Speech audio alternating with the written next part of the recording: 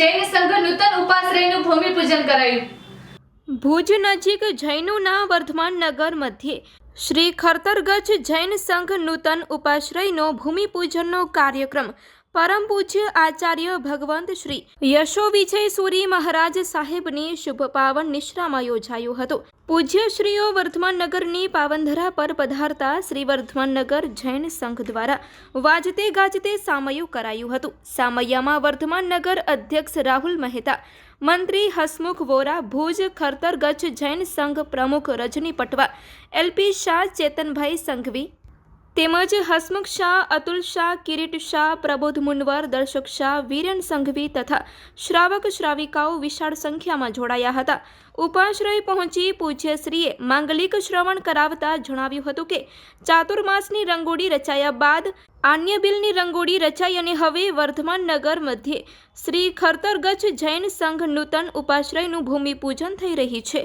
ત્યારે નિર્માણ પામનાર ઉપાશ્રયમાં વિશાળ પ્રમાણમાં ધર્મ આરાધનાઓ થાય અને વર્ધમાન નગરનો વધુને વધુ વિકાસ થાય તેવા આશીર્વાદ પાઠવ્યા હતા। પરમ પૂજ્ય આચાર્ય શ્રી યશો વિજયજી મહારાજ સાહેબ 6 કોટી સ્થાનકવાસી જૈન સંઘમાં પૂજ્ય ગીતાબાઈ મહાસતીજીની શુભ પાવન નિશ્રામાં ચતુર્વિધ સંઘની ઉપસ્થિતિમાં ઉપાશ્રયની ભૂમિપૂજન વિધિ યોજાઈ હતી। ઉપાશ્રયના મુખ્ય દાતા માતોશ્રી કમલાબેન હંસરાજ પારેખ, શ્રીમતી રશીલાબેન ધીરજભાઈ પારેખ પરિવારની અનુમોદના કરવામાં આવી હતી અને ખરતરગજ સંઘ દ્વારા ઉપાશ્રયને જયાનંદ કુશલ આરાધનાના ભવન નામ આપવાનું નક્કી કરવામાં આવ્યું હતું। પૂજ્યશ્રી આ પ્રસંગે અનેરો પ્રસંગ ગણાવતા જણાવ્યું હતું કે આત્મા ઉપકાર કરે એનું નામ ઉપકરણ। આ ઉપાશ્રયમાં દરેક ધાર્મિક આરાધનાઓ થશે જેનો લાભ ધીરુભાઈ પરિવારને મળશે। દાતા પરિવારના શ્રી ધીરુભાઈ પારેખે જણાવ્યું હતું કે આ ઉપાશ્રયનો સાથે સંઘ ઉપયોગ કરી શકશે। આ ઉપાશ્રયમાંથી જીનવાણીનો ધોધ વહેશે, પાપના દરવાજા બંધ થશે, નમસ્કાર મહામંત્રના જાપ થશે, આત્મશુદ્ધિનું કાર્ય થશે।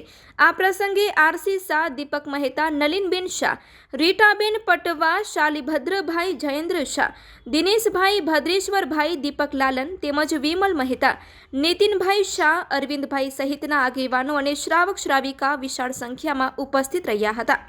સંચાલન અને આભાર દર્શન શ્રી એલપી શાહે કર્યું હતું।